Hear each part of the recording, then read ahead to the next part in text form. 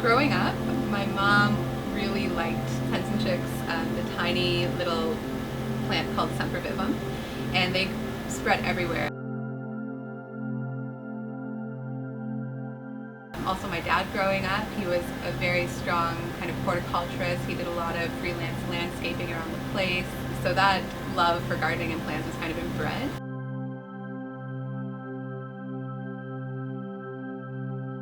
I'm Amelia. I'm the owner of Fractaline Terrariums. I make my own handmade terrariums, and I'm also just getting started with an e-commerce business for DIY succulent terrarium kits.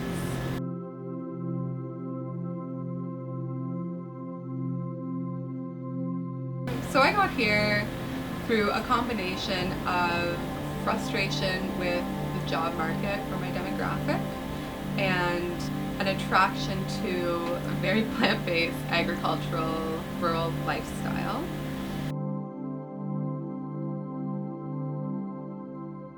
Oxford County has really been the prime place to find a good agricultural support system for a plant-based business.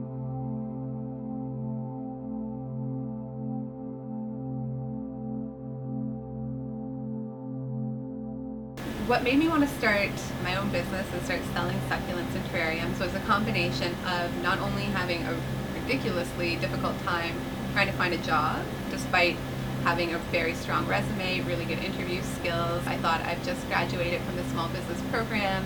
I have the opportunity to access agricultural resources. And I'm kind of crafty, I'm very DIY, and it just seemed like a natural confluence. I'm really good at collage, so I just kind of took the resources I had and I collaged them together, and of that was born Fractaline Terrariums.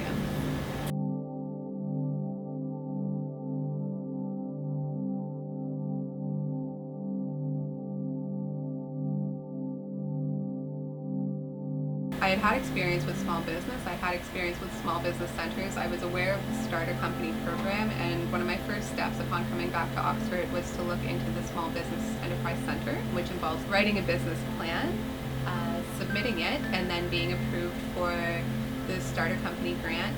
I was also awarded a grant from the Oxford Small Business Support Center in Ingersoll.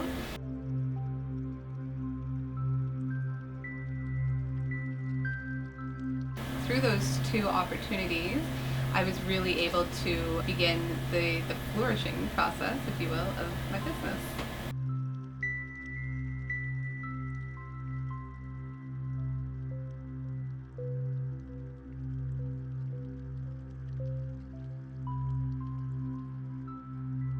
I mean, obviously I come out of school, I'm a fresh graduate, I am in debt, as most of us are, and despite there being a risk of going into further debt, I'm also very aware of what resources are available. And as an entrepreneur, you can't always get swept up under the first discouragement that comes along. And I'm very lucky that I live in a place, in a scenario where I have a lot of resources, I have a lot of support. So for me, taking that risk was, it was still scary, but it looks as though it's actually the beginning of something, which is great.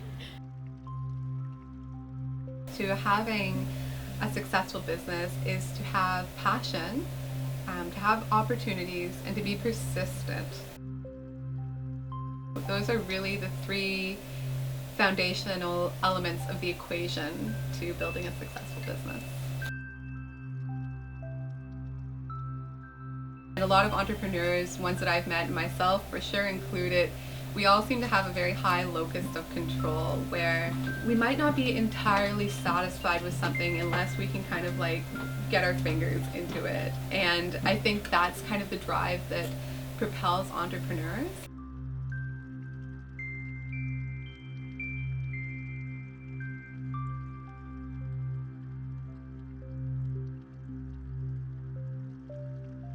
The advice that I'm most excited to give to entrepreneurs who are just starting out is to be persistent, to be thoughtful and caring, and to be diligent, really.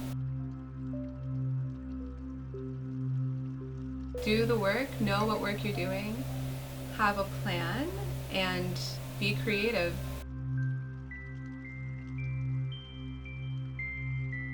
When there are elements of discouragement, there's always a creative solution, and that's key.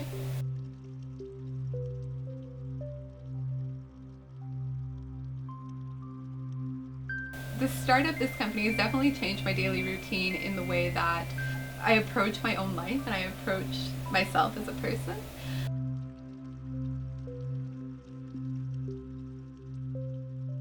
I've become more open-minded and creative just by engaging more in those particular parts of myself, by working in a way that I have to be more creative in my interactions with the world, more creative with what I'm doing with my hands, a lot of problem solving. It's really affected the way that I approach the world in general, and those have been some really interesting changes.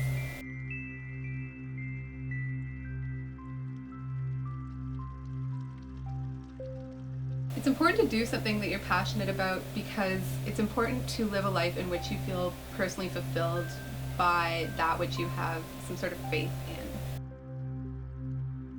Whatever that is for you, if that's the natural world, if that's your spirituality, if that's working to a cause that you feel strongly drawn to.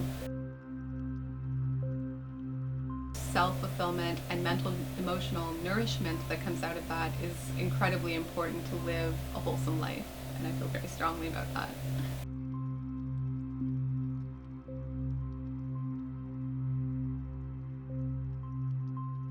I really enjoy doing what I love. I really enjoy waking up in the morning and being compelled to do what I like to do. I like the sound of my alarm going off and thinking, great, like my succulents are awake, the sun is shining or not, like regardless, I'm going to have the opportunity to engage in a medium and engage in a series of interactions that feel nourishing and supportive to who I am as a person.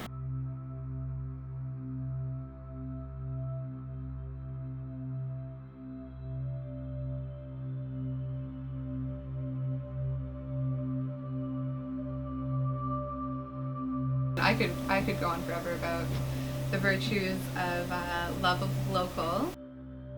I think what the draw towards supporting local means is a desire to support one's neighbors, to live in a community that's very globally influenced, but locally supportive, locally strengthened, locally appreciative.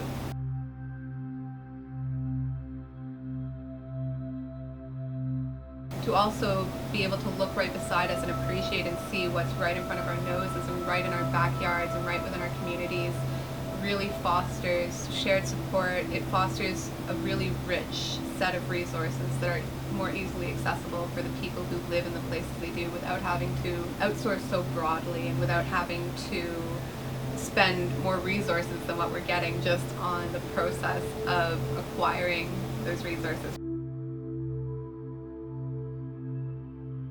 We can look to a maker who lives, 4 blocks down, and I think that that's really important for the virtues of local love.